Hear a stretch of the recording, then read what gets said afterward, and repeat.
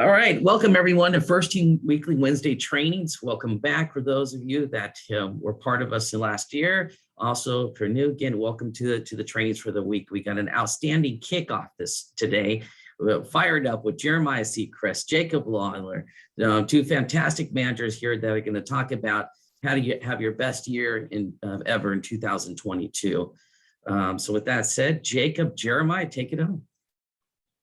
All right. Well, thanks, Greg. Really appreciate it. Good morning, everyone. Happy New Year. We're 12 days into it. Where's the year going?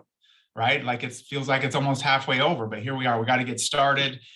Jacob and I have gone back and forth on like if we were going to do some slides this morning, but we really just wanted to come to you as kind of two managers, two leaders, two past salespeople, and really have a conversation about what it's going to take to make you unstoppable in 2022, what it's going to take to have your best year ever in 2022. So after this presentation is over, there are going to be some documents posted that we're going to put together that Lynn will put up on Together We Are First Team Loop. So there will be some links and there will be some other documents in there to reference. But we really just want to have a conversation with you guys today, right, Jacob? Like That's right. We want to talk about some of the roadblocks that we're facing, some of the technologies that we're facing, and getting over some of those hurdles and just jumping into 2022. So Jacob, I know that we put a little bit of a structure together here on some of the action items, but why don't you get us started and just kind of, what are you doing to get 2022 started? Yeah, absolutely. And thank you everyone for being here. My goodness, it is a Wednesday morning. We're ready to rock and roll. And, every time it's a new year, there's always a big flood of momentum of this is going to be our year. We all start getting our resolutions. We all renew our gym memberships, re-up some things. And this is actually, I think this is perfect timing to be doing this because this is usually that stage where life starts catching up on us. I don't know about some of you guys, but if you guys have already started to realize some of those hurdles, those roadblocks of life, whether that be in fitness, whether that be in business, whether that be, this is kind of where that baseline motivation may die down and we start driving it back into the discipline stages where it's this is where life is testing us on what we want. And to Jeremiah's question of, what are we doing? What am I personally doing? I'm focusing on activities. Jeremiah taught me something that his wife apparently taught him, and that was the phrase, control the controllables. That's right. And I've loved that. And that's really what I'm trying to focus on, because I don't know about all of you who are here right now or watching the recording later.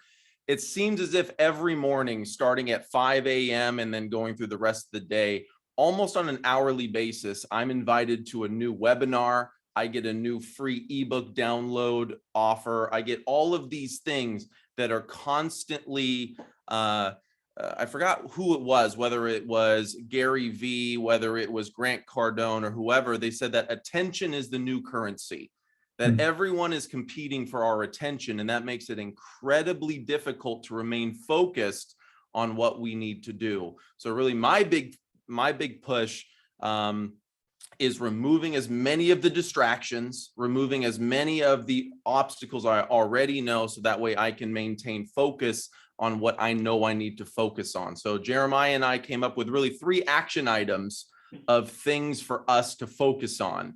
And that really was going to be the main structure of today. And the first one, getting into it, is making sure, it sounds simplistic, but it's so vitally important, is to set our goals.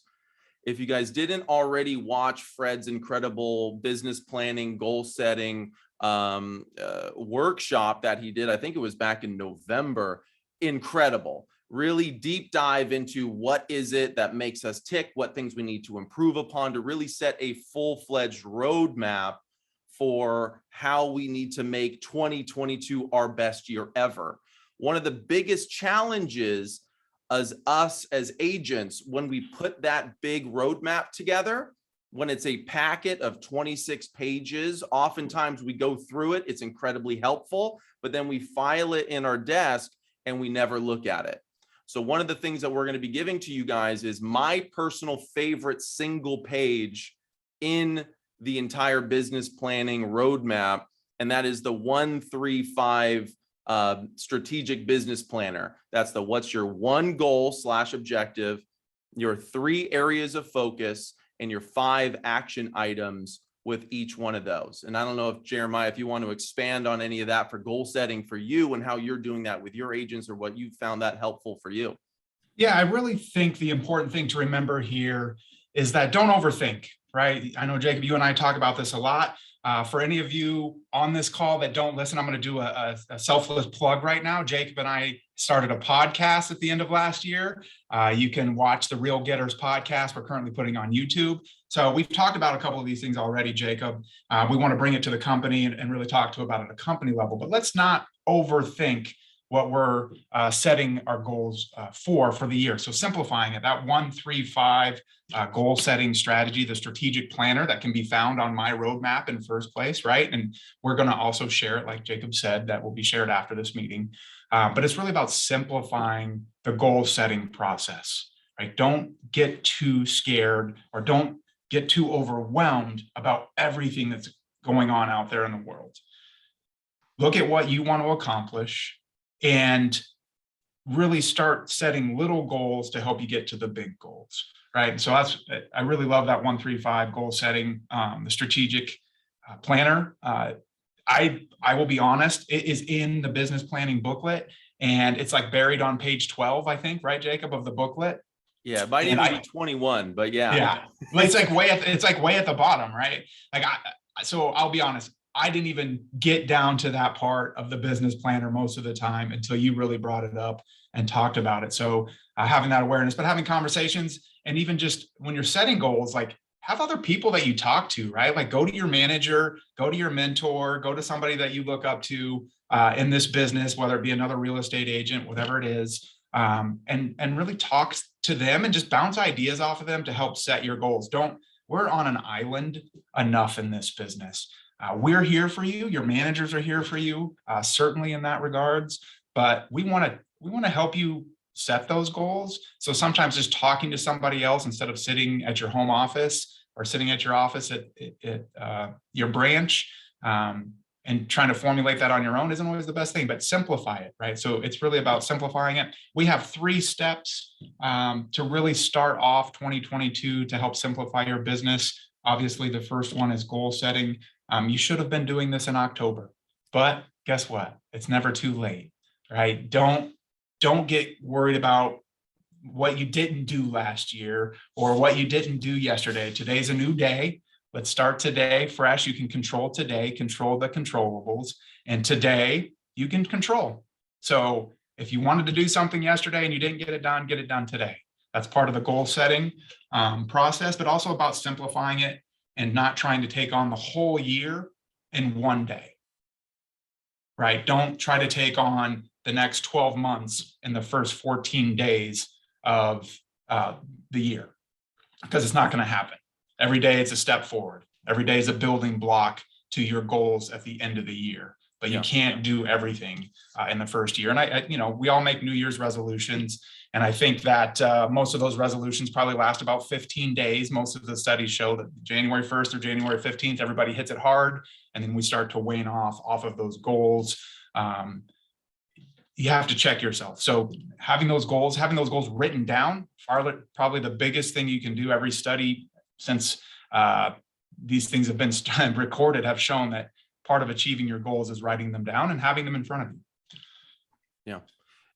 Absolutely. And in terms of goal setting for me, what's even more important than the goal setting itself is the fact that we review them on a more regular basis. One of the big challenges and the big, mistakes that so many of us do, we do this big business planning event. We get all excited. We do the thing. We file it away. We never look at it again until the next business planning event where we're like, oh yeah, what was my plan?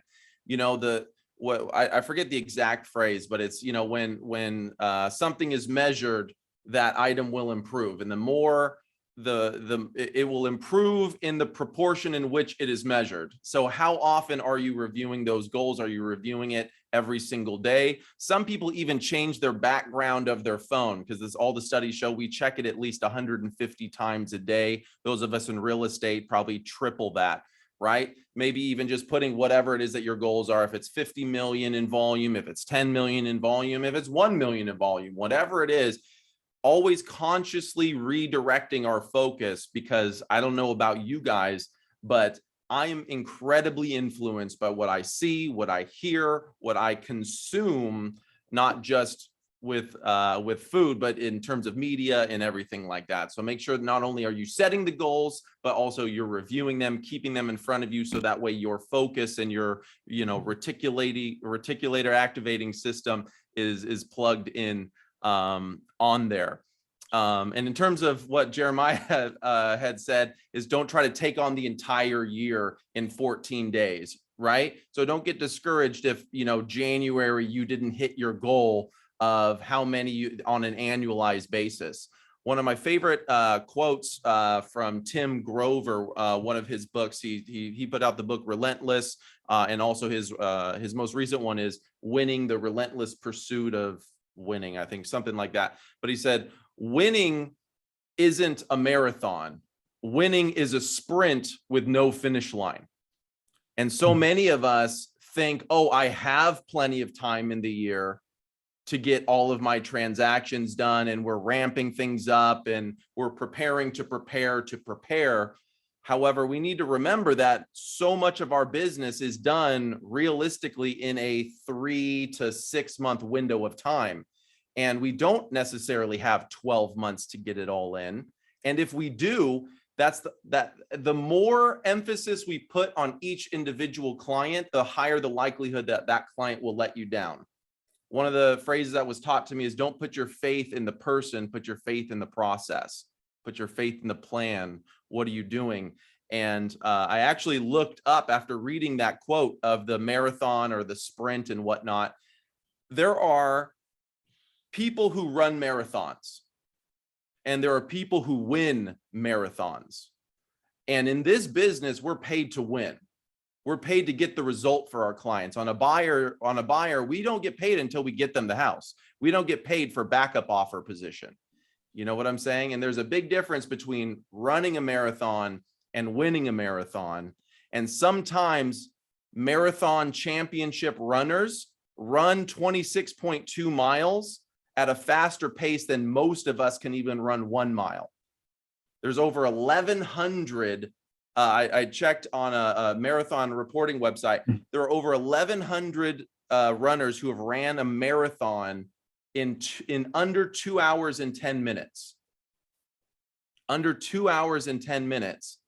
And at the championship marathon run, the top marathon runner was almost 2 hours on the dot.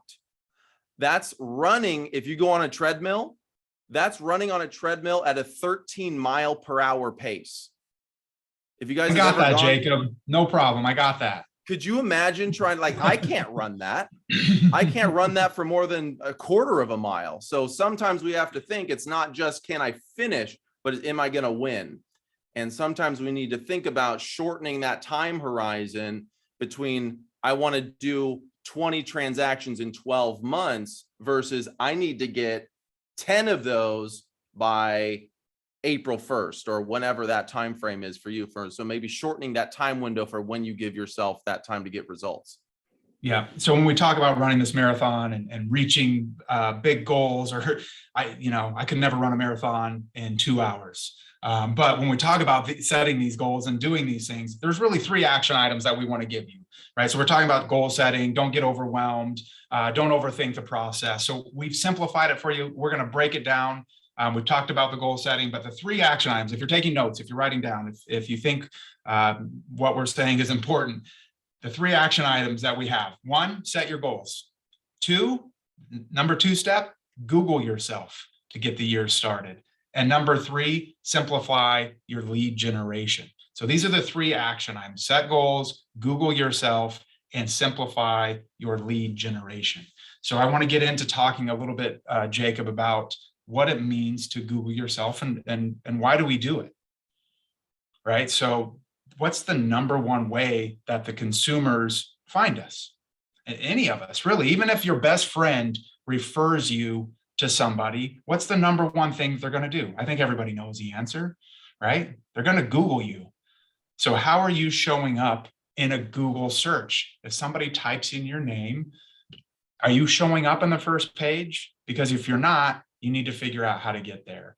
So there's some really basic action items and doing that. And we, you need to update your profiles, right? So you need to look at where you're showing up. And I would say the top 3 or top 5 on Google, the first page of Google, where you're showing up in that search or what things are showing up. I know if I Google myself, I think the number 1 thing is my website, jeremiahsecrest.com. Number 2 is LinkedIn. Number 3 is Yelp. Number 4, I believe, is Facebook, and then Instagram, right? So 3 social media platforms. The great thing about all of these platforms is that they're free. You don't have to pay for them. You don't have to pay to advertise on them. Setting your goals in 2022. Some of you say, I don't have a huge marketing budget I can't spend $10,000 a month on direct mail. Well, guess what? Most of the time, people are going to the internet first. You're going to get Googled first. So if the first thing that shows up when you type your name into Google, and fortunately, I have a unique name, so it's easier. Not a lot of Jeremiah Secrests out there in the world, so it makes it a little bit easier for me. But even if your name is John Smith, we can help you get to the top. And a lot of the times, with a common name, people will put, John Smith Realtor, John Smith Real Estate. They will go that extra mile to put that in. But whatever it is, if it's Yelp that's showing up the first one, if you have a Yelp profile, and I'm a big fan of Yelp, Jacob, I don't know if you are or not, but I'm a big fan of it. The free version of it, I don't recommend anybody pay for Yelp advertising. I don't think it's a good space for real estate to pay for Yelp advertising, but I do think it's a great space for agents to be on Yelp for free and have free profiles and take advantage of that, because the Google algorithms are really like Yelp. There's a lot of informational. People go to Google for information. So we need to think about that and what we're putting out there. People are seeking us for information. So I'm a big fan of Yelp, and I think it's like the number 3 or number 4 thing that shows up for me personally. I was an agent for 13 years in the company before I became a manager. So that was one thing that I really focused on. But for you, Jacob, what do you think, the Googling yourself, what are some feedback you can give on that to the agents? Yeah. Well, in terms of Googling yourself, because usually people will say, well, which profile should I set up, right? And the easiest answer is yes, meaning all of them, right? However, which one should you prioritize? Well, let's see which ones you're already showing up on. So Googling your name, seeing which ones, and then prioritize those ones, because that's really the name of the game when it comes to focus and discipline and all that. It's what do you put your focus in? Prioritization is so much more important than just time management. It's really where are we going to put our emphasis? But Googling yourself, so that way you know where are you already showing up, where can you improve all of those, and then making sure all of your profiles, like you said, Jeremiah, are updated, meaning do they all have the same headshot, right? Or does your Zillow have a different shot than your realtor.com profile and this? Because again, having consistency throughout your brand, your image, is just going to make it so much more seamless to a consumer. Because one of the statistics that was stated at the most recent Tom Ferry Summit, which I don't like that they didn't source the data, but they said that 62% of a consumer's decision to work with you or not is made before they ever meet with you. Because consumers are checking you up. They are reviewing your reviews. They are seeing, is this person just a fly-by-night agent? And that's why a lot of longer time agents who haven't been embracing the internet or technology and all that are starting to lose onesie-twosie businesses in their long-term farm. And they're saying, well, I never got the phone call, because before consumers make that phone call, they're checking you up online. And the easiest way, because we all want those come list me calls, then the easiest way is to do the pre-selling online, right? That's the beauty of having a YouTube channel. That's the beauty of having a social media account, is it's you in your best self, always on, in evergreen form. So making sure that you know what sites you're already on, you know what sites pop up, where do you need to improve. But if you do have a common name, right, you can run advertisements of just your search term in a geographical area. So you can run Google ads, and the beauty is you don't even need to know how to. You can reach out to our first team freelancers and just say, look, this is what I want to do. And for a incredibly affordable amount, have them just run it for you. And the beautiful thing is that it's a pay-per-click advertisement. So you only get charged when they actually click on your name, not just with every other source where it's by impression or anything like that. So that's a beauty of being able to find out where do you rank, how can you rank higher, and whether that's running an ad on it, whether that's doing SEO or building content so you rank higher. There's tons of people in the company that can help advise you on that. We just want to at least give you that roadmap. Yeah, and that, I think you make a good point there too, Jacob. And it's so the question we get so often, right? I know you get it, I get it. I know a lot of managers get it. Well, where do I start? That's why we say Google yourself, because you should start where you're showing up on Google. Interestingly enough, I Googled myself yesterday in kind of preparation for this. And the second thing that showed up, like I said earlier, was my LinkedIn profile. And ironically, I have not posted on LinkedIn, like I think maybe 1 or 2 times in the last 4 or 5 months. But if I was out selling and somebody's like, hey, I'm gonna call Jeremiah to interview him, I need to check him out. They're either gonna click on my website or LinkedIn, because that's what's showing up on my phone in the first, you don't have to scroll down to see that. So that tells me for 2022, if I were selling and prospecting for clients, I need to be more engaged on LinkedIn, because the likelihood of the person that doesn't know me is going to click on LinkedIn to see more about me, because that's what's showing up in the Google search, right? So maybe I've been using Instagram a lot or too much, and Instagram, I think, was number 6 or number 7 for me. And truthfully, that is probably where I post the most, and it's not even weekly. I'm kind of bad at that. But I still have a social media online presence, right? 3 of my social media profiles show up on the first page. I have that presence. So even if, I guess my point is, even if you're not actively engaged, you're not aspiring to be an influencer on social media, the social media stuff is, call it a necessary evil, if you will. It is very, very important. And it can put your business on steroids, really, because it just helps expand your messaging. It helps get your brand, it helps get your image. You can tell people about you with them without ever meeting you. You can post videos, and we're going to talk about video a little bit later. YouTube is extremely important. If you don't have a YouTube channel, even just to post your listing videos and things of that nature. But YouTube is the second most visited website in America. The average user spends 27.5 minutes on YouTube. And guess what they're watching on YouTube? It's video. So they want to consume video, but we're going to get more into that in a little bit. But the Google yourself, simplifying it, break it down. I don't know how to do it. I don't like Facebook. I don't like Instagram. And I get that from all ages. We have agents that are 22 years old that, like, I hate social media. But if you want to get the messaging out there, if you want to sell more houses in 22, you have to meet more people. You have to have more conversations. Social media, the internet, is a quick way to put your brand and your image out there, and you could do it for free. And like Jacob said, you can advertise. There's Google AdWords, there's Facebook ads. And the beautiful thing is that if you don't know how to do that, that's okay. We don't want you to become a social media expert. At least I don't. I want you to use the platforms and understand the platforms, but we have first team freelancers, right? You can go to firstteamfreelancers.com, and there's 3 pages of people in that on those profiles, and most of them truthfully do social media stuff because it's probably the #1 thing that people have questions on.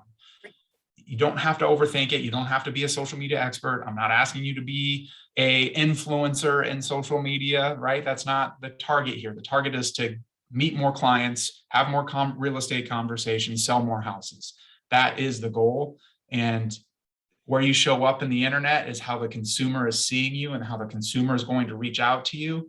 So you have to make sure, like Jacob said, that there's consistency across all of your platforms.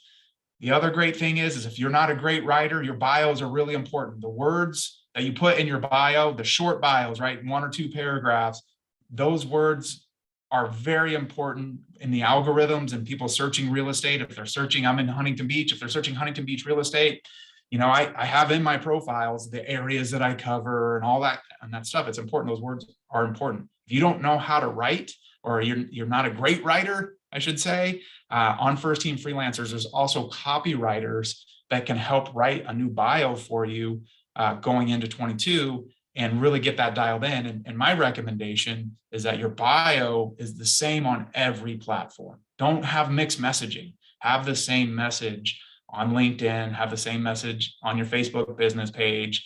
Instagram's a little bit different. Obviously, it's a very brief message, but make sure that that brand, that messaging is the same across all the platforms. Like Jacob said, your picture, if you have an old headshot, please get it updated.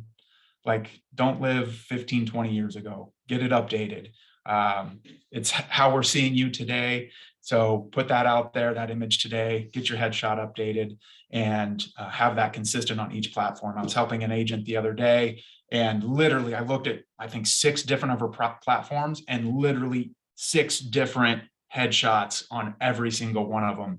And it's just like, and she looked different poses, like different hairstyle. Her hair was pulled back in some, her hair was down in others. And it wasn't, you couldn't consistently tell that it was really her unless I was actively seeking for that information, just because the imaging and the messaging was so different on each platform.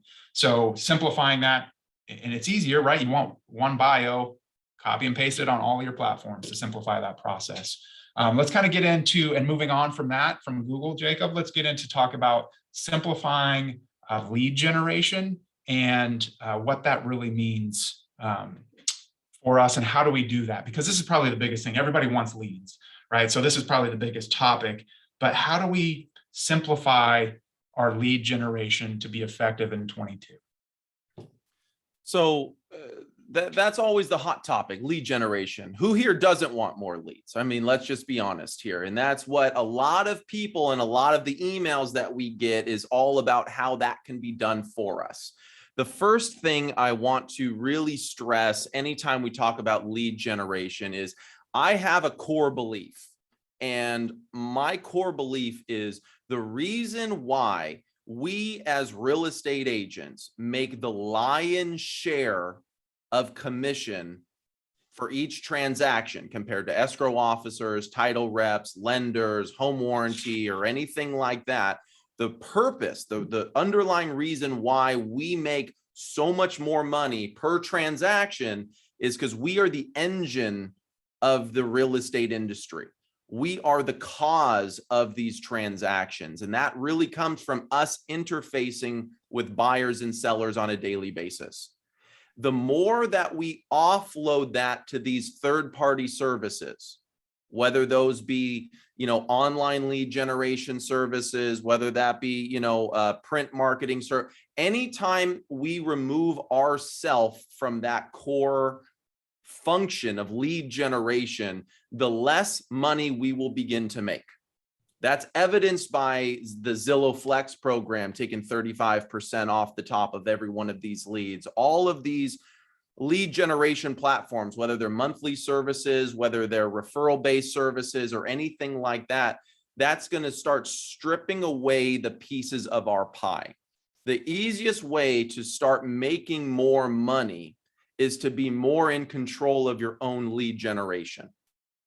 So the first thing when it comes to simplifying your lead generation, I would encourage you to think about taking more responsibility first and foremost, is taking responsibility and ownership of your own lead generation rather than being beholden to outside services to generate your leads, because that's great to have outside sources, whether you're a part of our reload department, whether you're a part of Zillow Flex, whether you're part of all these other services.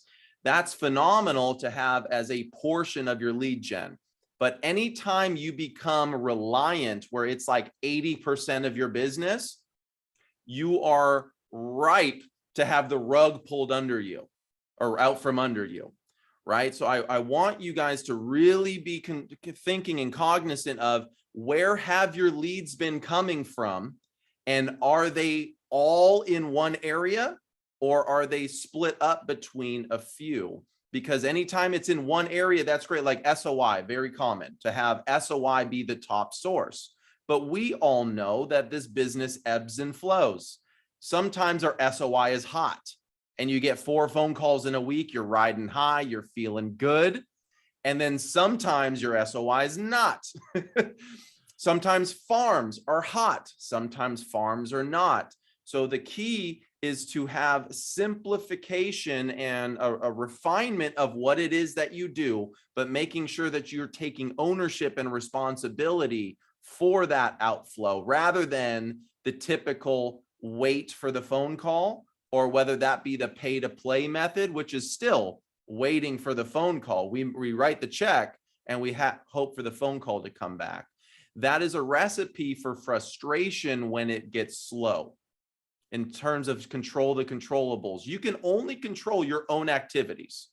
So making sure that you have simplifying your lead generation to core elements of your choosing. We can give recommendations, but make sure that you refine it down. You don't have to have 12 lead gen sources unless you are a specialist and you've been in the business for a while and you're really good. The challenge that I've noticed is when we think about improving lead gen, we generally think additions. I want to go after expired listings. I want to do for sale by owners. I want to do door knocking, just listed, just sold. I want to do open house and this, but you do none of them well.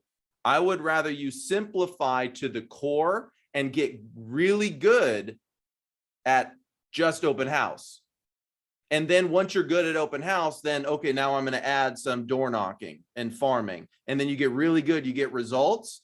I would rather you incrementally increase them rather than say, hey, it's a new year, new me. I'm doing these 12.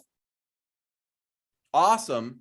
And then you do none of them well, and you get frustration and you get burnout. So I would rather you simplify to the core until you start getting results and get competency around it, and then add on, rather than comparing yourself to the 30-year veteran who has 12 income streams, because they're freaking awesome at all of them, if that makes sense.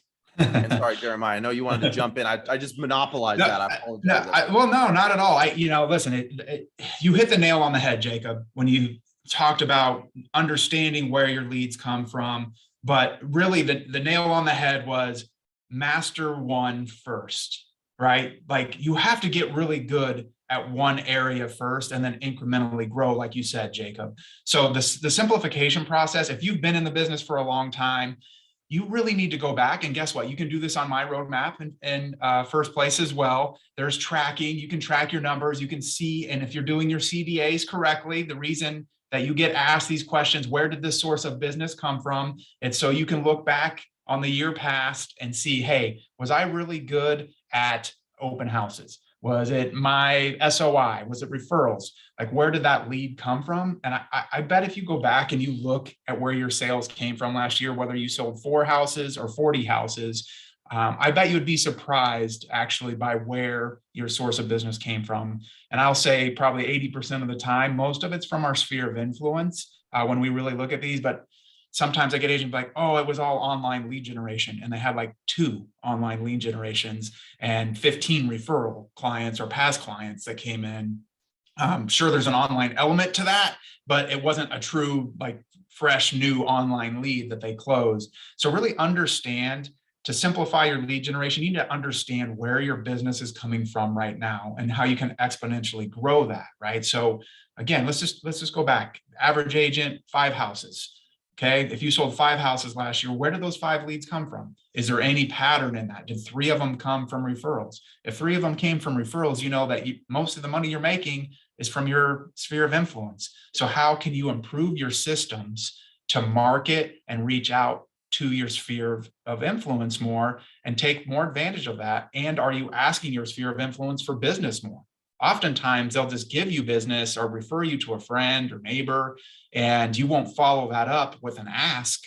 Those that ask for more get more, right? You won't follow it up with an ask to ask that person, hey, or tell them thank you, send them a thank you note, a handwritten thank you note, send them a little, meet them for coffee, buy them a coffee, buy them lunch, buy them dinner, whatever, and just say thank you so much for the business. And another thing for the sphere of influence. And all of us that should be doing, and this is one thing that I've told all my agents to do to get the year started. And if you're new agent, you don't have past clients, or if you've been in this business for 30 years, I think that everybody can do this one thing that I'm going to tell you right now. And that's pick up the phone, call your friends, call your family, call your past clients, and ask them this one question.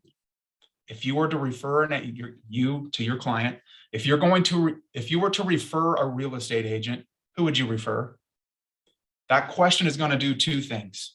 It's going to, one, make them think. If they know you and they know you're a licensed real estate agent, they're going to say you, because they don't want to let you down. They don't want to say somebody else's name, right? So it creates a commitment to you from them. And it's really little, but you've planted that seed in their mind, right? From this one little question, it's so powerful, but they've made a commitment to you.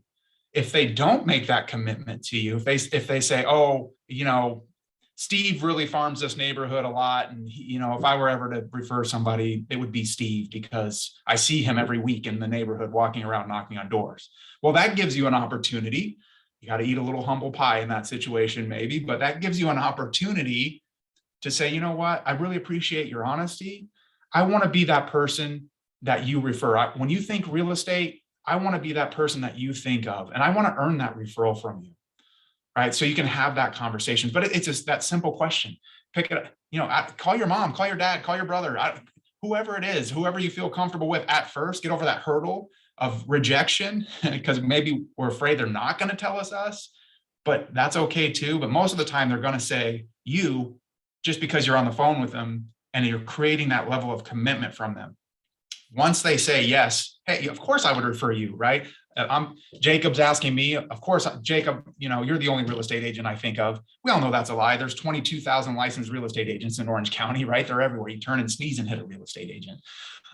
But if Jacob's calling and asking me that question, I'm going to, of course, say, Jacob, I don't want to hurt Jacob's feelings. He's a great agent. So of course, Jacob, I'm going to refer you. What Jacob's then going to do is take a handwritten note and say, hey, thank you so much for your future referrals. And maybe he's going to put a $5 Starbucks gift card in there, or a few of his business cards. Hey, grab a coffee on me. Here's a few of my business cards, just in case somebody comes up to you and asks you for a real estate agent. I really appreciate you referring me, and so grateful to have that referral from you. Thank you. And it's just a simple little handwritten note, right? So simplifying your lead process starts by doing little things, reaching out and figuring out where your leads are coming from, and then building on that lead generation platform. So it's really important that you understand how you've gotten leads in the past and how you've closed deals. And if you've only closed one or two houses, maybe go back over several years. If you've never closed a transaction, start with your friends, family, and those close to you, and ask them that question. If you were going to refer a real estate agent, who would you refer? Most of them, if you're brand new, they may not say you, but that gives you the opportunity then to go out and earn that business. And you can do that handwritten note, no matter how they answer the question. So you got to break it down. You got to understand where the business comes from. Like Jacob said, figure out what you're good at or where your strengths are and master that, and then add another lead generation pipeline system to that. And the world really is going to buying leads, right, Jacob? Like the whole business. And I think Tom Ferry says the whole business is going to go to a lead buying system where it's about 35% referrals, right? I know that you've heard that. I'm not a big fan of buying internet leads. I'm really not. We have KV Core. We can create our own internet leads. It's really simple. From your KV Core pages, you can build landing pages, squeeze pages, do Facebook ads. I mean, over a 15-month period, I put 1,500 people into KV Core. And the beautiful thing was, like I closed one escrow. A young couple clicked on an ad. This was a couple years ago, but they clicked on an ad. They got into the KV Core system. The KV Core system automated and set up a property search. And for a year, they looked at property. I never once talked to them. It was my bad. I didn't follow up with them. But guess what? Automation technology is beautiful. KV Core handled it. They called me up one day and they're like, hey, thank you for the emails. We want to meet with you. We want to look at 2 properties. I show them 2 properties. They write an offer on one. and 30 days later we're closed. And when that escrow was closed, the one thing that they said to me was, you know, you're the only agent that followed up with me after and I didn't even know who they were. And they said, I was the only agent that followed up with. That's how you use technology, though, to automate that follow-up process. And and that lead didn't cost me anything because I just put a Facebook ad out. I mean, whatever, I spent $20, $50 on the Facebook ad, whatever it was. But you can use that technology to generate your own online leads. Nationwide stats, everybody, 75 million leads generated every year in this country. 75 million, it's probably more now. With the pandemic, but the last stats I looked at, 75 million online leads generated. Guess how many houses sold in America? 5.5 million. So 75 million leads, 5.5 million sales. That means that people are leads on multiple platforms. They're leads on realtor.com, they're leads on Redfin, leads on Zillow, whatever platforms out there trying to sell you agents. I know you get solicited all the time. They're leads on multiple platforms. So generate the lead yourself by having a Google presence, right? Google yourself, have that Google presence, but also use the technology that's given to you for free. Just so everybody knows, I used to pay for KV Core myself before the company rolled it out to all the agents for free. I used to pay $600 a month for KV Core because I believed in that technology, that automation, that lead follow-up system that they have is really fantastic. We give it to you for free. I tell Cam sometimes, I wish you wouldn't give it away for free because they don't see the value in it. I know that you don't want to hear me say that, but it's free. Use it. You don't have to pay for leads, right? I was paying $7,200 a year for access to KV Core to generate leads. We give it to everybody for free. So take your $7,000, invest it back into yourself, and dial in your online presence. Yeah, absolutely. Absolutely. It's a phenomenal program and kind of a practical use that we all can do at the end of this call, right? To go back to what Jeremiah was saying, but write down every single transaction or print out a list of all of your transactions and write the source of that business next to each individual one, and not just past client or, you know, sphere of influence, but could try to break it down a little bit more. Like, was it from your sphere of influence, a referral from your sphere of influence, and all that? Write down every source of that business that you've done over the last year, 3 years, whatever it needs to have a substantial look, and then compare that with where you're investing your time. Because so many of us invest so much time in planning out social media posts or making it this or designing things or, you know, whatever it is. Go back to what's actually getting you those results, because the beauty of this business is this is our business to make. And we all will attract different clienteles. Every office has its own culture because every manager attracts different types of agents. You as agents attract different types of clientele. So give yourself permission to be authentically you and attract your people. That's one of the conversations I've been having with our top producers, is give yourself permission to work with people who are your people. Because so often when we try to force it, the square peg and round hole situation where we try to force a transaction to happen, and then it's 45, 60 days, because they always are. The hard ones are always the difficult ones that, you know, go on forever and don't ever stop. And it distracts us from our core business and our core people. So simplifying your lead generation really means going to what's already working for you, improving those techniques, and then building upon that. And what I would encourage all of you is to not make social media one of your main pillars of business, unless you're already getting results there. If you are, awesome, do more of that. But social media is phenomenal for accelerating results, not the greatest for starting them. Meaning, if you have a just listed, just sold, all of those are a great story to tell about how this client, you're so excited to spread your success. But to start by just doing generic posts of things that, you know, because luckily we have an awesome social media concierge loop and all of those great things that are being done. That's phenomenal. I would highly recommend you guys use that mainly on your business page to show that you're active and doing all that. But we know when you're on social media, your friends like you. They don't like you as a real estate agent, That's right? They right. tolerate us as a real estate agent. Don't jam business. Yeah, don't jam business only down their throats. Exactly. We tolerate commercials, at least we don't even do that. Like, we all have Netflix. So I haven't seen a commercial in freaking year. I pay for YouTube Premium because my 30 seconds, I don't want to have to wait and watch that stuff. But that's a different topic. But it all comes down, lead generation, prospecting, all of that comes down to communication. It all comes down to interfacing with buyers and sellers on a daily basis. Calling, knocking, fielding phone calls, responding to inquiries. It all comes down to communication. So how are we doing on improving our communication? Because one of the things that I consistently hear from agents, especially during the plugs and wants, this is usually when I hear this, is, wow, so-and-so just sounds so good when they're plugging their property. Or they, oh, wow, I visited so-and-so at an open house and they just sound so good. Or I just want to sit next to a top producer at a listing presentation and just hear what it says. They sound good because they sound good. They've practiced. They've refined the words in which they use. They refine their delivery. They've refined how they move their body in all of those. So it's not just getting the scripts, because we all have scripts, right? Power Curve has an insane amount of scripts that a lot of people just get bombarded with, and they're just like, oh, I don't know. And then they're searching and downloading everyone else's script. They're all kind of the same thing. Let's just be honest. But the top producers, or the ones that get results, are the ones who've not just looked at the scripts, but they've internalized the scripts. It's their own script. Like, there was just a training where I forgot who it was, and I'm so bummed that I forget. But somebody said, the next script I learn will be the first script I learn, meaning it's just comes organically, naturally from them. But you can't start out that way.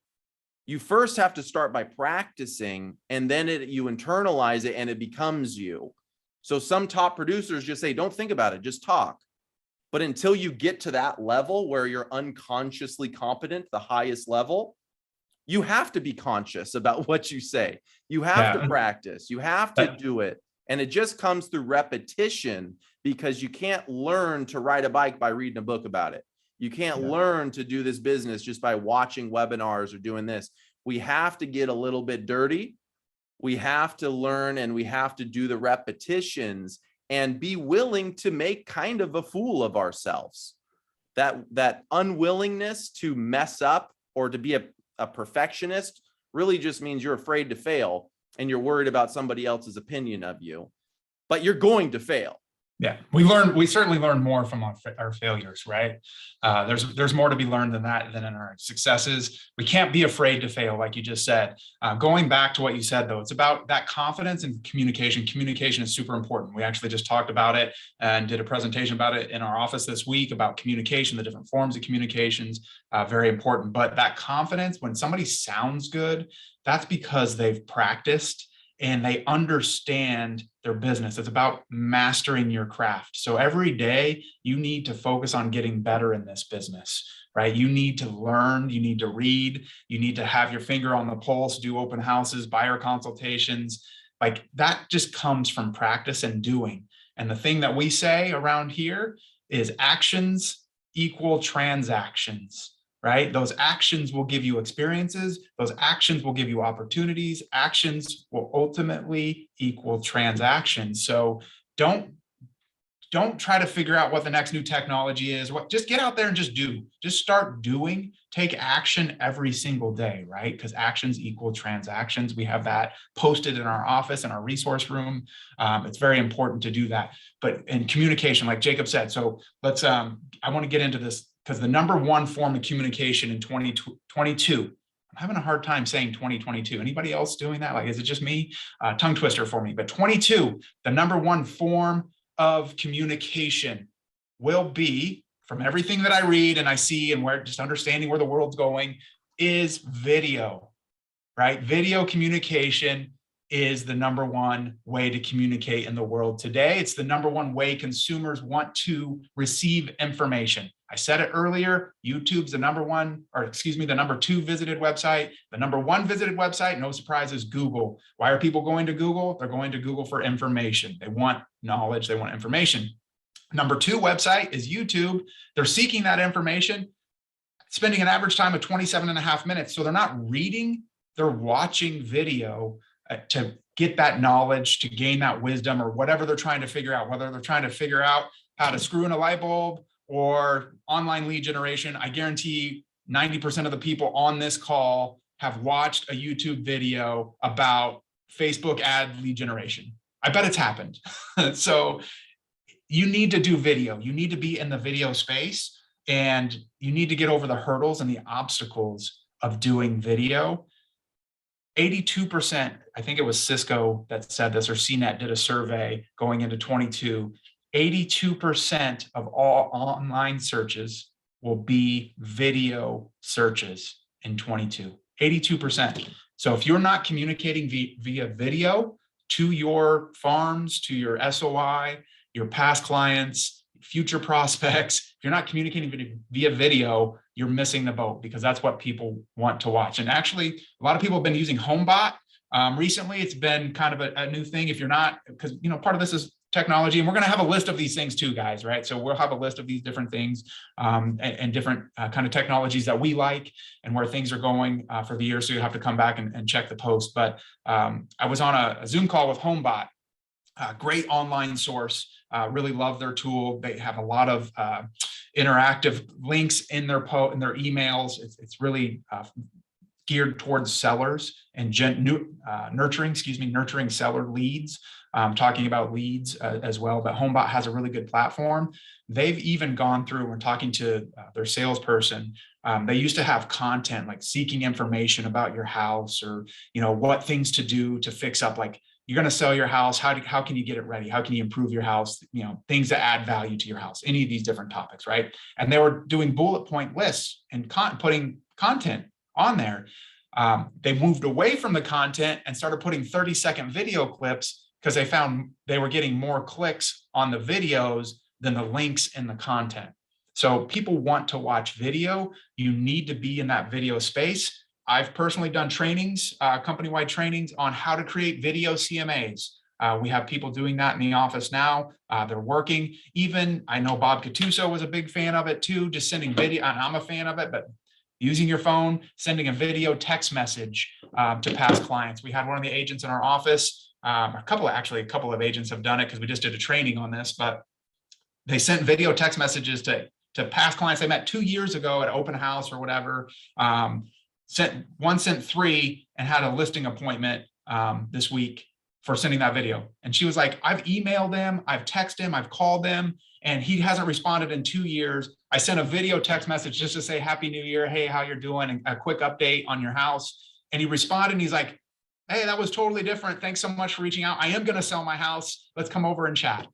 And that was done because of a video text message, right? And one of the platforms that I really like, I think Jacob, you use it as well, but BombBomb, quick, easy way to record. It's trackable as well. You send video messages out. You can see the video CMAs that we create. If you're interested in the video CMAs and how to do one, we're going to put a link after this to that training that's previously happened.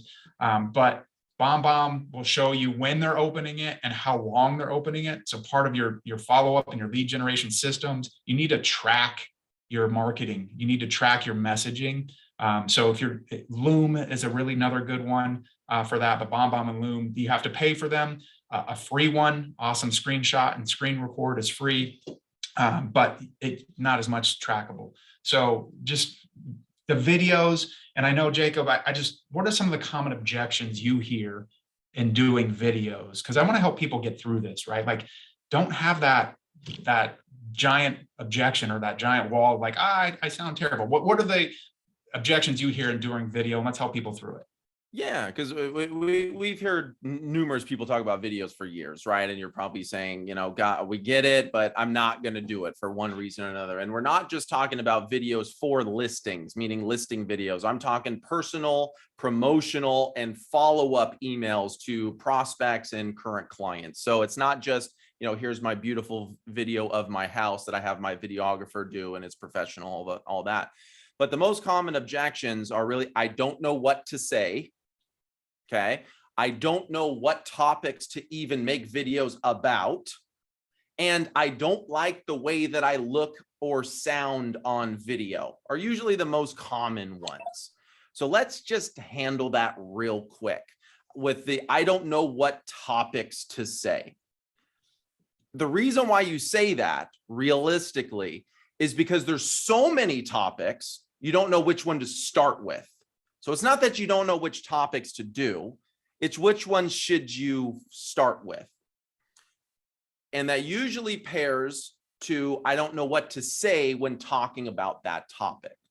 So here's the thing that I would highly recommend for all of you who haven't yet started video. Those of you who have already done video, I'm going to be preaching to the choir, okay, is start with the one that first pops into your head right now and record a video on it without any thought, because your first ones will suck. Your first videos will suck. It relinquished the fact that shooting video sucks. Shooting video is hard because we're used to interfacing with people.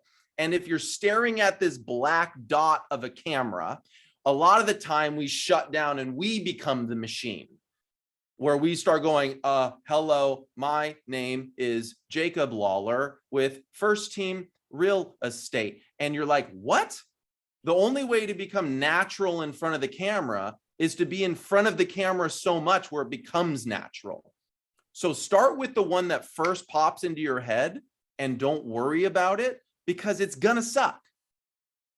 Which leads me to the second part, which is, well, first of all, like what to say, right? In front of it depends upon the topic. But here's what I look at video as.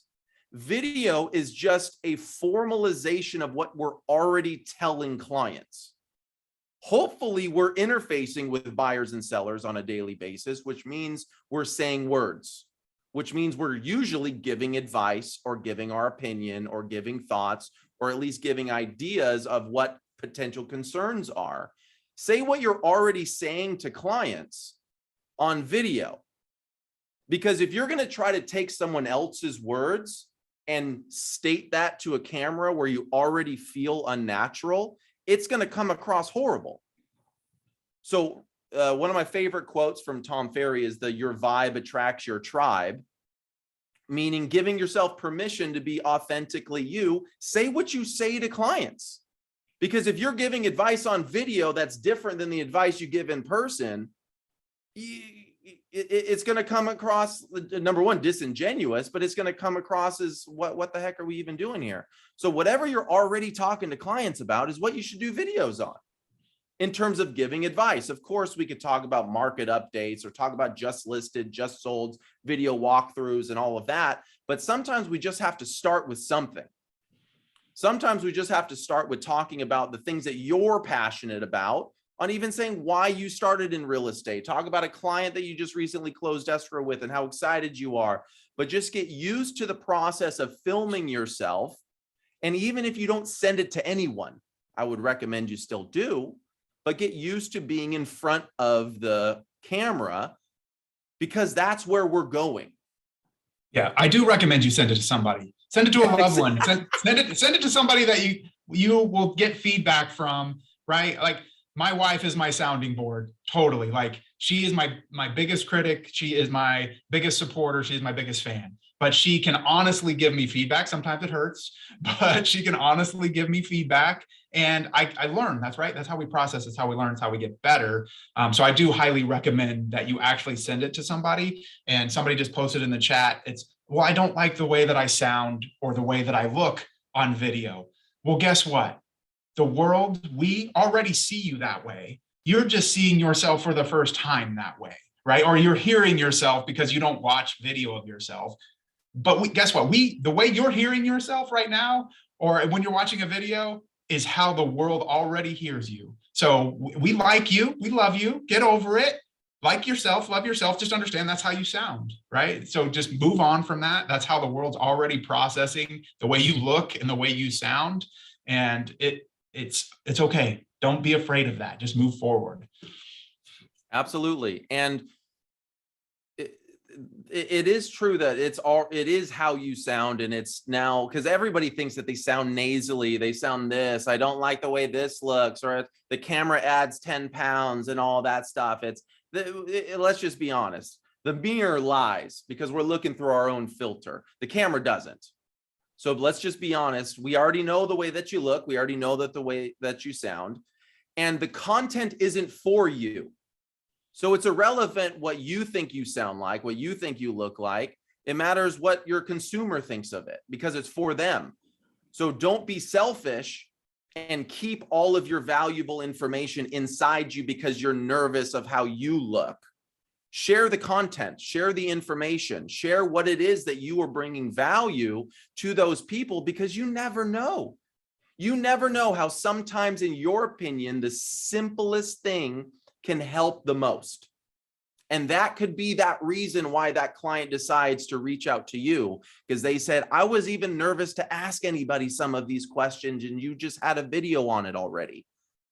Yeah, So but that video, with the other thing that video does, I think we touched about this a little bit earlier, but you're allowed to give facial cues, expressions. You know, I talk with my hands a lot, obviously, but you're able to communicate on a different level. Text messages get, lost in translation. You can't set a tone in a text message like you can by setting all caps and 15 exclamation points. But, do you really want to yell at somebody in a text message? Maybe you were just excited, but it's coming across like you're yelling. So video allows you to capture, allows them to connect with you, the individual, right? They're getting to know you more if these are newer people, or and going back to like where to start, but it allows that connectivity, allows you to follow up. The easiest message that everybody could do right now, right? Like Jacob said, where do you start? Just start with the first thing that comes to your mind. If nothing came to your mind, guess what? It's January 12th, 22. It's a new year, right? So just simply send a 20-second message saying, hey, haven't heard from you in a little bit. Just wanted to say Happy New Year. It was a crazy year in real estate. And if you wanted a free market update on your home to know where you stand now, let me know. I'd be happy to do that, because real estate values went up about 20% in 2021, right? Or just simply say, hey, how are you doing? Happy New Year. I hope you have a great year. Look forward to having a cup of coffee with you soon. And that's a 5-second video text, right? So we have an excuse to reach out now and to say Happy New Year, and to say thank you for working and trusting with us in the past, but to quickly move on from the video, and we'll get more into the video. And we'll answer some of these questions in the chat too. But three last things, Jacob, just to touch on. I know that we did about a 28-minute segment on this previously, and people can watch our podcast on that, so I'll plug that again. But becoming unstoppable in 2022, tell us, Jacob, the three things that you and I both agree on to help make us unstoppable in 2022. Yeah, absolutely. Because we have this surge of momentum coming into the year. We're excited. We have our motivation going. Eventually, motivation wanes. And let's just be honest here. It will wane. We have to drive it down into discipline, right? So how do we become unstoppable to make sure that we do accomplish what we want to accomplish this year? We have to be intentional with how we operate.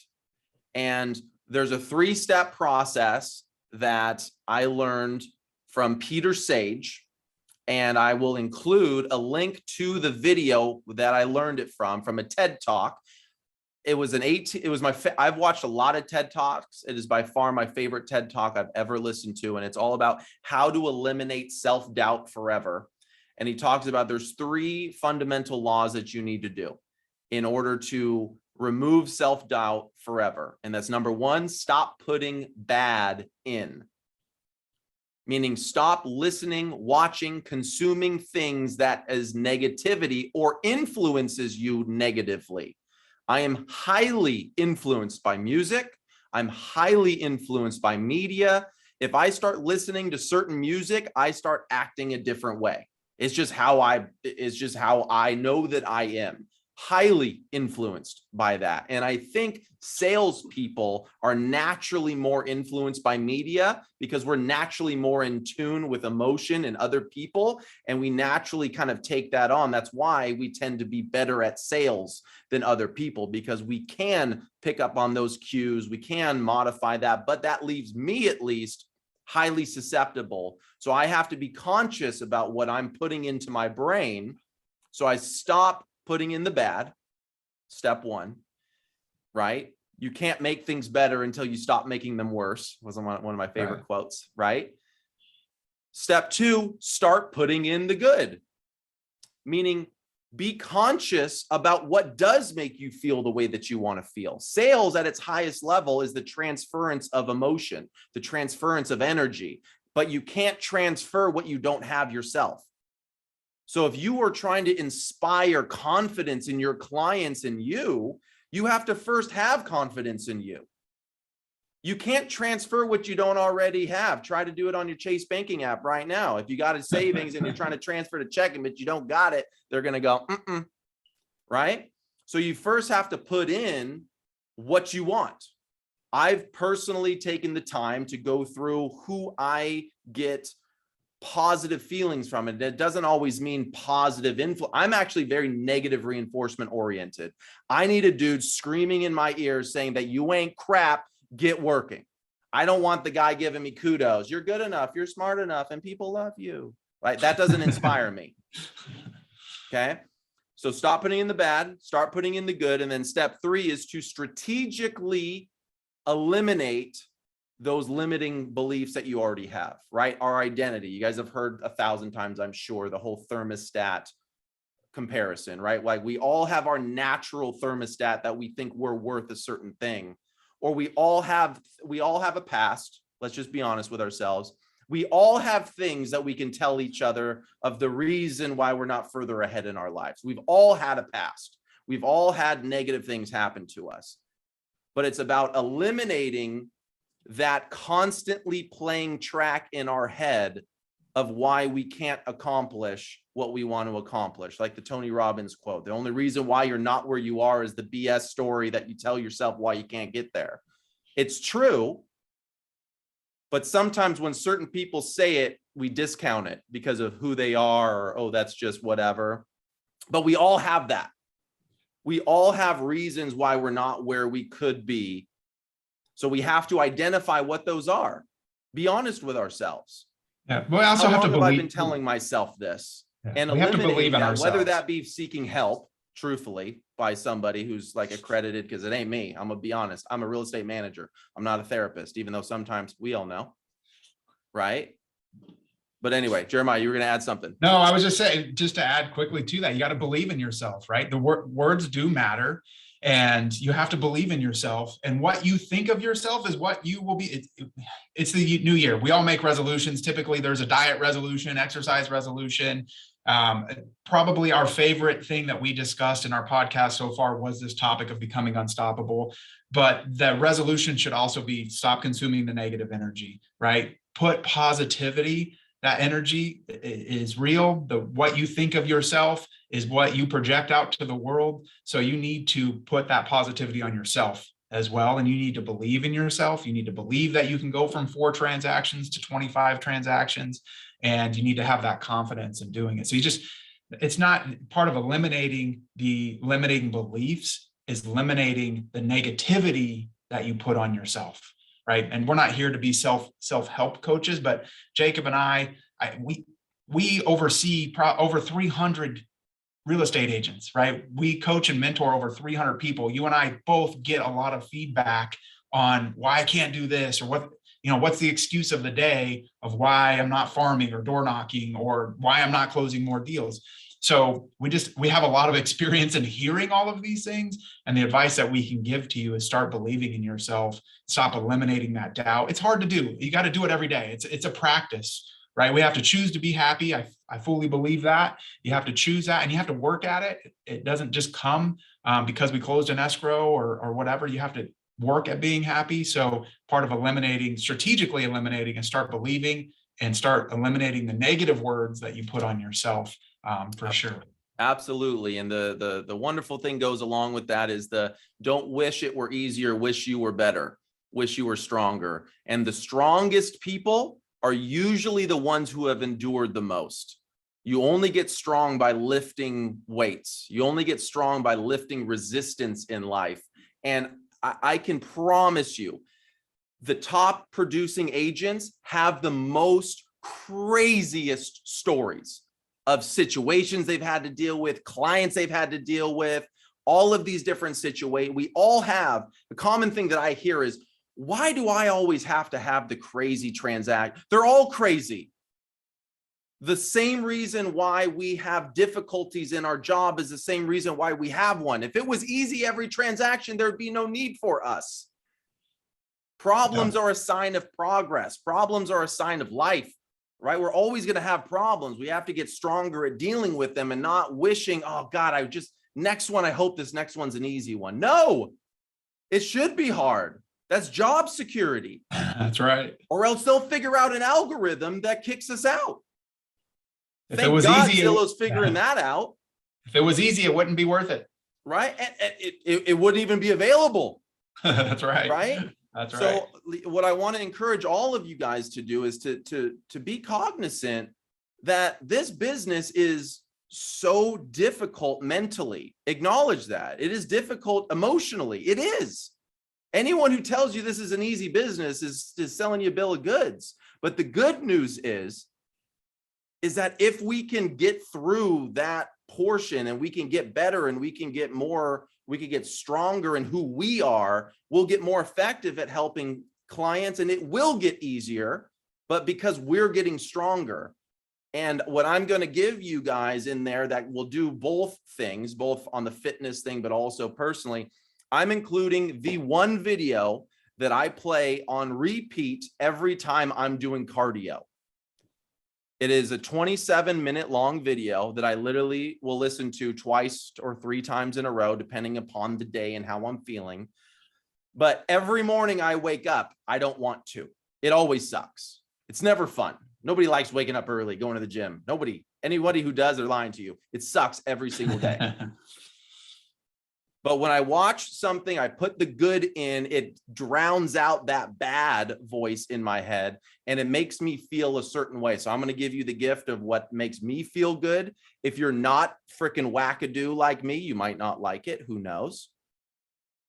But I encourage you guys to try it out, look at, or find the one that's right for you and make that part of your routine. Bookend your day. Start it out with something you can control. End it with something that you can control, because in the middle we can't, we can influence it, but there's always chaos in this business. There will never not be chaos in this business. Yeah. Control the controllables. Control the controllables. Right. Anyway. All right. Sorry. I think we put everybody on a tangent.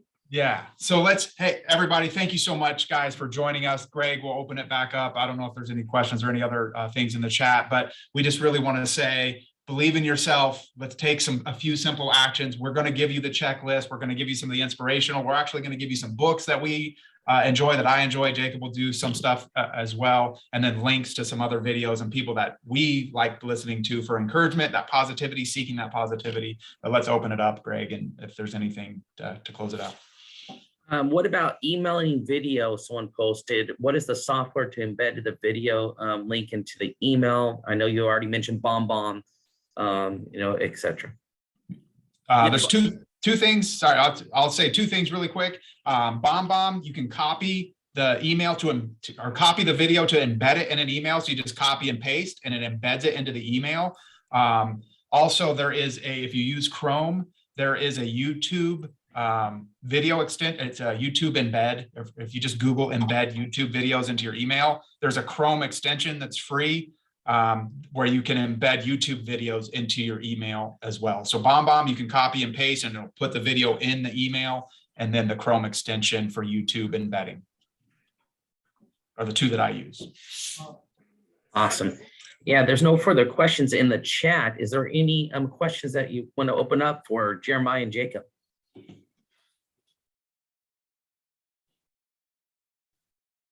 Okay. Good morning. Good morning, Steve Vartanian. Hey, G, how you doing? Good, good, good. What do you got for us, Steve? Well, Jacob, I don't know you as well as I know Jeremiah, but thank you both for doing this morning. Question I have for you on the video, specifically, how often are you putting out video? And obviously, to what group, how often would you put it out? You know, whether it's a cold lead, warm lead, past client, friends and family, that type of thing. Thank you both. Thanks, Steve. Good to hear from you. Jacob? Yeah, so it depends on who you ask. They'll give you different scenarios, but the direct answer from me would be whatever your consumer responds best to, personally. Now, there are a couple rules that some people like to tout. One of them being never be without a story. Meaning on social media, never not have a story, meaning always have a story, which stories go away after 24 hours. So people would like to say at least have one story per day. I've heard people say as much as 10 stories a day. The key with a story video is you're documenting your day. You're not creating 10 different videos a day by sitting in front. And this is the market update for XYZ. It's more documenting what you're already doing throughout the day. Very common for people to say is at least one video per week that you're emailing out, you're posting on social media, you're driving people to on your blog, on your website, and whatever. That's the easiest way to do that. What do I personally try to do? I try to at least have one video per week. I generally will end up doing twice a week just because sometimes I just have extra content. But the best way that I've found to do it is to batch shoot your curated content. Meaning if you're creating videos, the hardest thing, just like the gym, the hardest thing about going to the gym is getting to the gym. The hardest thing about shooting videos is getting it set up, going through it. So when you're doing it, it doesn't take much more effort to do 5 videos than it does 1, because you've already set everything up, you're doing all that. But you can also, of course, outsource things. But direct answer is I try to at least do 1 per week. I don't follow the never be without a story rule. Just full disclosure, I just don't. I try to, but it is difficult. It's just a matter of how much you want to commit to doing it. But I'm sure Jeremiah might have a different take as well. Well, no, I agree with that. But I know Steve's a Hall of Fame agent, has been in this business for a very long time, top producer. Steve, if I were in your shoes, what I would do, because this is January, right? So January, February, March is a key time for all agents, in my opinion. Guess what's coming the second quarter of the year? Listing season, right? So April, May, June is listing season. How do we get ready for listing season? Well, we got to prepare. Steve, if I were you, I would be doing one video CMA every single day, 5 times a week. So Monday, Tuesday, Thursday, Monday, Tuesday, Wednesday, Thursday, Friday. I would do one 3 to 5 minute video CMA, and there's training on that. And I would send that to your past clients for the next 2 months. I know that you have enough of them. I know that you have enough past clients. Just everybody, Zillow is the #1 visited consumer real estate website. Why do people go to Zillow? They want to see their property value. The Zestimate is why Zillow is anything, is because of the Zestimate. They want to know their property value. The video CMA allows you to reach out in a friendly way with information they want. So if I were you, Steve, I would be doing one video CMA every single day and emailing or texting that to a past client, and they should be 3 to 5 minute videos in length. And your April, May, and June will look very good if you do that. Thank you both. Outstanding. Man, that was just extra nuggets. That was outstanding. Any last minute questions? Because we're going to wrap this up and we have a couple announcements.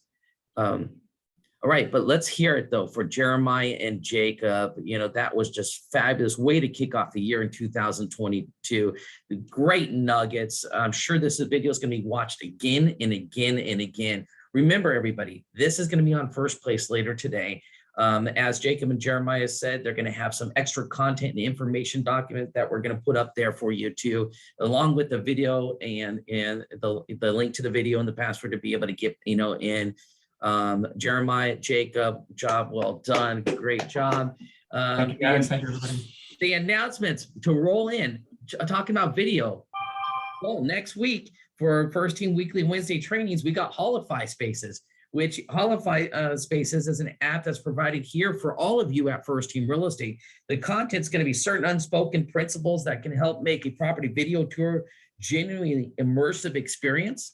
Also, they're going to talk about, the pros, the cons, and tips and tricks on what you need to do. And also they have a new added feature in there, which it has behavior analytics that is tied to this too as well. So this is next week, next training Wednesday, January 19th at 9 a.m. Then we have a company event right after that. So we have a webinar that is going to be done, provided by First Team Real Estate. Michelle, a fearless leader, put this together with exponential growth by removing friction. That's January 19th at 11 a.m. So right after our training, of First Team Weekly Wednesday training, we'll be going into this with Barry Habib will be the guest speaker. And he's one of Amazon's #1 best-selling author for his book of Money in the Streets. He's frequently appeared on CNBC, Fox. So he's going to have a lot of insight for us on how to make 2022 better and experience exponential growth. So we appreciate everyone being part of First Team Real Estate. Thank you, Jeremiah. Thank you, Jacob, and wish everyone the best in 2022. All right. Thanks, Greg. Have a great day. Next time. Hi, I saw that and I'm working on it now.